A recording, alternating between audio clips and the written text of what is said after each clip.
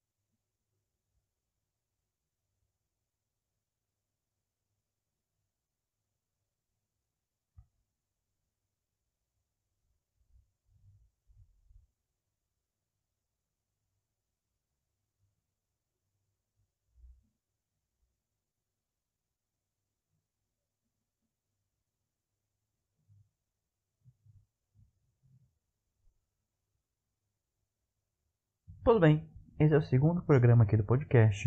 No primeiro, eu dei uma breve introdução de como seria esse projeto, e a ideia que eu tive de início foi trazer informações colhidas no meu dia a dia como médico, que atua em uma região periférica de São Paulo, combatendo a pandemia da Covid-19.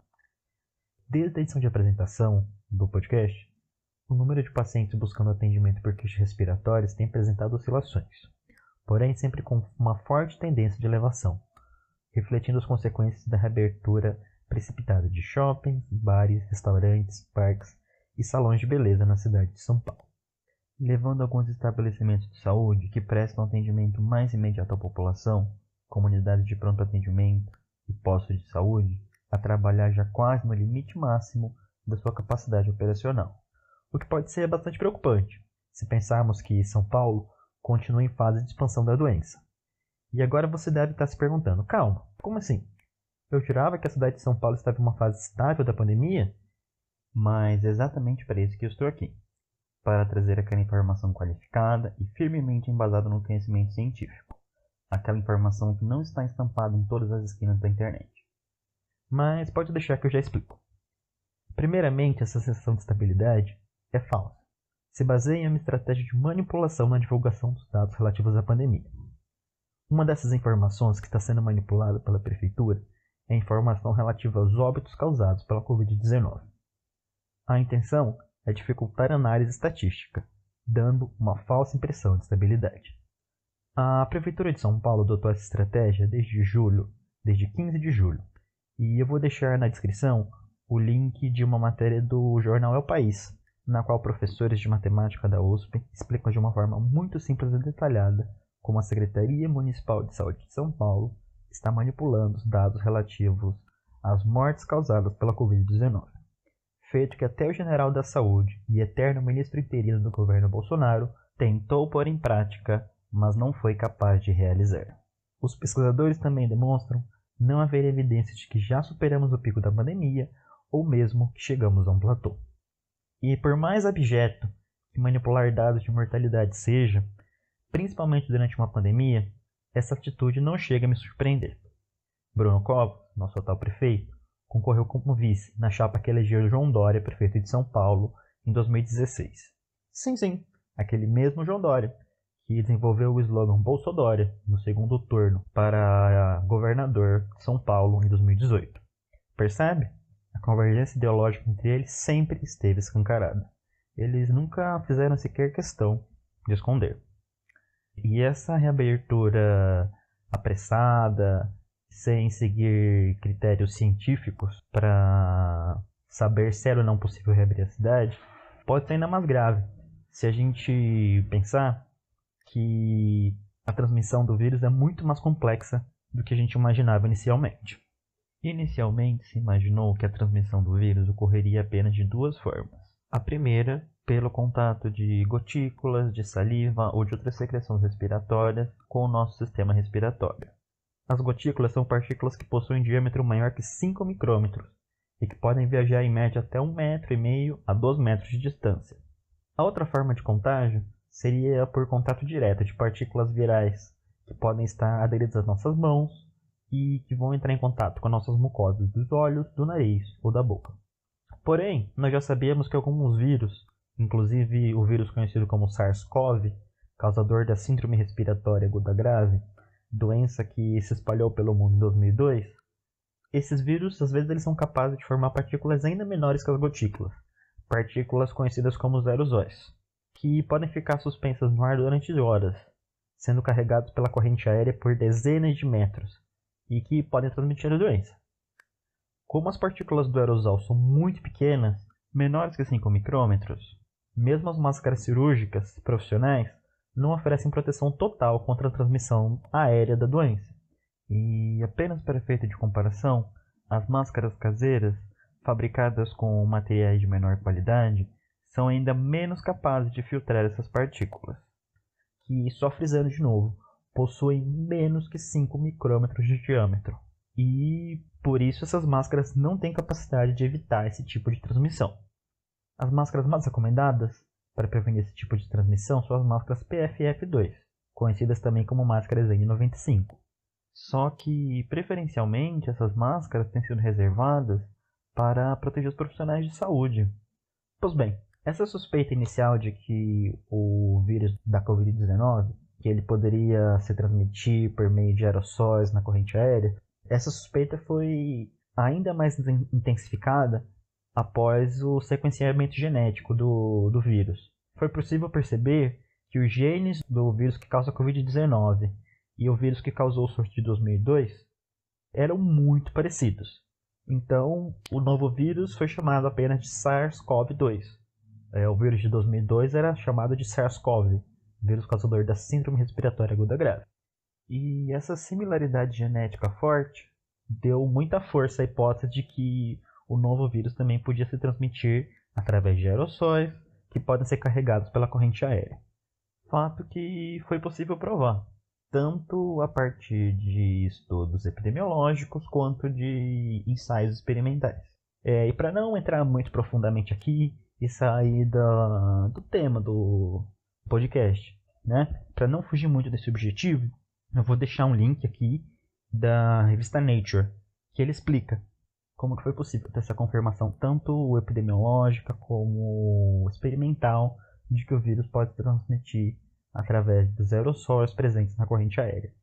Os locais que têm maior risco dessa transmissão por aerossóis ocorrer são locais que são ambientes fechados, com pouca ventilação, com aglomeração de pessoas e que não recebem incidência dos raios ultravioleta. Bem, agora é só a gente pensar nas nossas escolas, restaurantes, salões de beleza, bares, shoppings e demais estabelecimentos comerciais. Se a gente pensar assim, facilmente chegaremos à conclusão de que esses estabelecimentos frequentemente possuem pelo menos 2 a 3 desses fatores, que aumentam o risco da transmissão por aerossóis. Motivo de sobra para manter esses estabelecimentos fechados. Mas o objetivo do programa de hoje também é abordar outros aspectos da pandemia. No programa de apresentação, eu havia mencionado que mesmo os pacientes que procuram atendimento por queixas não relacionadas ao coronavírus também têm a saúde afetada indiretamente pela pandemia.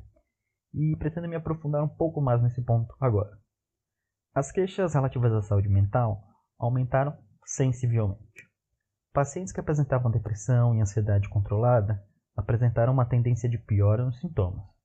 E alguns pacientes até então saudáveis desenvolveram sintomas psicológicos. A piora ou surgimento de sintomas emocionais muito frequentemente foi causada por situações como preocupação com o risco de ser infectado, medo de ficar muito doente ou medo de morrer, perda das condições de subsistência, preocupação com familiares que estavam apresentando quadros graves de Covid-19 e o sofrimento com a morte de amigos ou familiares em decorrência da pandemia.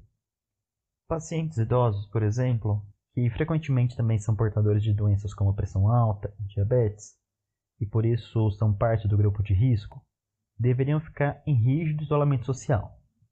Porém, muitas vezes esse isolamento não é possível, uma vez que moram com familiares que precisam continuar trabalhando, apesar da pandemia. Isso gera um medo constante de ser contaminado, de ficar doente ou de morrer, que pode levar ao aparecimento de sintomas ansiosos ou depressivos. Por outro lado, muitas pessoas perderam suas condições de sustento, seja por demissões em massa ou porque nichos inteiros de serviços deixaram simplesmente de existir temporariamente. Atendi alguns pacientes que relataram estar com dificuldades para se manter durante a pandemia, pois são profissionais autônomos do transporte escolar, que com a medida acertada de fechar as escolas, perderam a sua principal fonte de renda, porém não tiveram acesso ao auxílio emergencial. As perdas das condições de sustento podem causar uma situação de preocupação, de angústia constantes e também podem levar ao aparecimento de sintomas ansiosos e ou depressivos. Outra situação muito comum também foi de que famílias inteiras foram infectadas pela doença e soube de situações nas quais até 3 familiares ficaram internados em estado grave da doença ao mesmo tempo. Sem contar que às vezes pessoas próximas ou os amigos das famílias também podiam estar doentes, apresentando diversos graus de gravidade da Covid-19. Tudo isso sempre no mesmo período. E essas situações que eu acabei de descrever têm criado um rolo compressor emocional, que diariamente passam por cima das nossas saúdes mentais, e faz com que queixas de saúde mental se tornem cada vez mais frequentes. Me chamou muito a atenção um dia em particular, no qual em um intervalo de poucas horas atendi 2 pacientes apresentando sintomas de um tipo grave de depressão, chamada de depressão psicótica, na qual, além da habitual tristeza, crise de choro, sentimentos de angústia e perda da vontade de viver, os pacientes também desenvolvem sintomas psicóticos, como alucinações e delírios. Em resumo, vivemos, além da emergência sanitária causada pela pandemia da Covid-19, uma urgência de saúde mental, que pode ser evidenciada também pelo aumento no número de suicídios. Bem, dito tudo isso, me resta a pergunta que não quer calar. Como fazer frente a tal situação de grave calamidade social? Como resistir? Infelizmente, os meios de resistência política, ou até mesmo através dos sindicatos, que deveriam ser capazes de organizar a classe trabalhadora nesse processo de luta social, sofreram diversos ataques nos últimos anos, e por se encontrarem fragilizados, não conseguem erguer uma frente de resistência capaz de fazer o Estado repensar as políticas de saúde tomadas até agora, e, então, estabelecer um combate sério e frontal à pandemia, como pede a OMS. Para finalizar, do ponto de vista pessoal, a linha de resistência possível é o exercício do autocuidado, visando a preservação da existência e também o exercício do cuidado com o próximo. Frente a um governo que diariamente atenta contra as nossas vidas, se não nos mata de peste tentando nos matar de fome ou de doenças mentais, pequenos gestos ou acontecimentos corriqueiros da vida diária podem assumir um verdadeiro teor revolucionário. Se para você, assim como para a maioria de todos nós, as coisas também não estão nada fáceis, meu melhor conselho é que os pequenos acontecimentos da vida diária, como o abrir dos olhos pela manhã, o respirar bem e a realização de pequenos gestos de cuidado para com as pessoas do nosso círculo de convivência mais próximo, sejam tratados como parte da nossa rotina diária de luta pela sobrevivência e de resistência. Bem, eu espero que você tenha gostado do podcast de hoje. Vou aproveitar o momento para deixar meus agradecimentos sinceros aos camaradas James e Hugo, que me deram algumas sugestões de como seguir com esse projeto. Vou ficando por aqui, e até mais. Se tudo der certo, vou publicar um outro episódio em 15 dias e manter uma frequência quinzenal de publicações. Não esqueça de me seguir nas redes sociais, a aba de comentários do YouTube, onde eu vou republicar esse mesmo podcast em alguns poucos dias, ficará aberta e por lá poderemos ter um bate-papo saudável sobre os temas aqui abordados. Por enquanto é isso, e até a próxima.